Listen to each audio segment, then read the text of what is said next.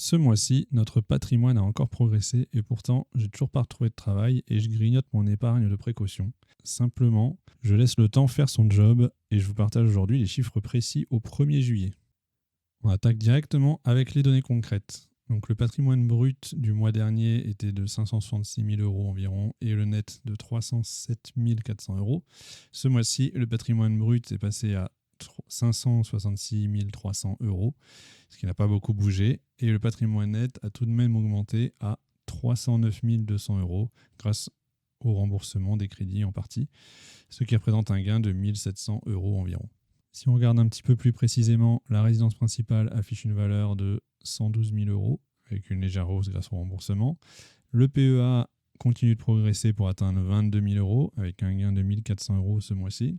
Le PEA PME grimpe un petit peu à 9 300 euros. Côté assurance vie, petite déception avec un recul de 362 euros. Mais c'est le jeu des marchés.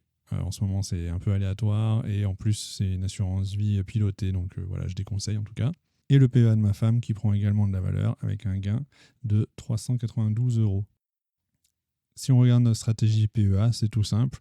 On a commencé par acheter des ETF à effet levier, donc le Nasdaq levier et le USA x2, ce qui nous permet d'avoir un bon rendement. Et maintenant, on se focalise plutôt sur l'ETF Monde pour lisser un peu la volatilité.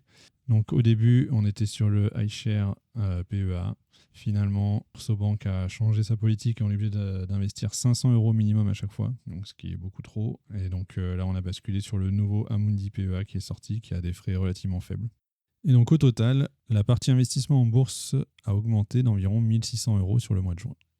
Côté épargne de précaution, on a été obligé d'utiliser encore une partie de l'épargne car je ne toucherai le chômage qu'à partir du mois prochain. Donc on devrait pouvoir se reconstituer une épargne de précaution à partir du mois de juillet normalement. Et pour finir, notre immeuble en SCI tourne toujours pour le moment, on n'a pas de travaux à faire. Et pour faire fructifier un peu la trésorerie, je vais me lancer sur la plateforme Bien Prêter qui permet de faire du crowdfactoring pour prêter de l'argent à des entreprises et récupérer des intérêts plutôt élevés. Donc je ferai sûrement une vidéo là-dessus quand j'aurai fait mes premiers investissements et perçu les premiers intérêts. Passons maintenant au budget familial pour ce mois de juin. Donc on peut voir ici toutes nos catégories de budget et avec le maximum à dépenser par mois dans cette colonne. On peut voir que sur le mois de juin, on a plutôt respecté le budget avec uniquement les dépenses pour notre fille qui ont dépassé. En tant que parent, ce sera probablement votre budget le plus compliqué à tenir car c'est un peu dur de restreindre son enfant. On peut aussi voir que nos charges de l'appartement où on vit sont payées chaque trimestre et les 2 mois suivants, on paye en général vers les 350 euros qui sont la taxe foncière, EDF, la fibre, etc. Ce mois-ci, par contre, on a eu une régulation de charges, donc on a payé 300 euros de plus. C'est pour ça qu'on est arrivé vers les 600 euros. Du coup, le budget annuel risque d'être un peu dépassé, on n'avait pas prévu ça. On peut aussi remarquer que pour le mois de juillet, le salaire de la nounou a fortement augmenté à cause du paiement de ses congés payés. Donc, on se retrouvera dans le rouge à ce niveau-là au mois de juillet. Heureusement, à partir de septembre, notre fille rentre à la maternelle, donc les frais vont fortement baisser. En juillet, nous allons aller chez mes beaux-parents pendant une semaine, donc on verra un peu l'impact que ça a sur le budget de la famille. Et voilà pour la partie budget. C'est essentiel de lier gestion du patrimoine et budget au quotidien, car sans contrôle des dépenses, impossible de maintenir un cap financier.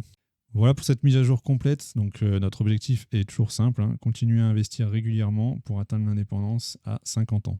Si vous voulez voir comment on gère notre patrimoine à 40 ans, pensez à vous abonner et à liker la vidéo. On se retrouve le mois prochain pour le prochain point patrimoine. Et dites-moi en commentaire comment se porte votre patrimoine avec tout ce qui se passe dans le monde. Je suis curieux de lire vos retours.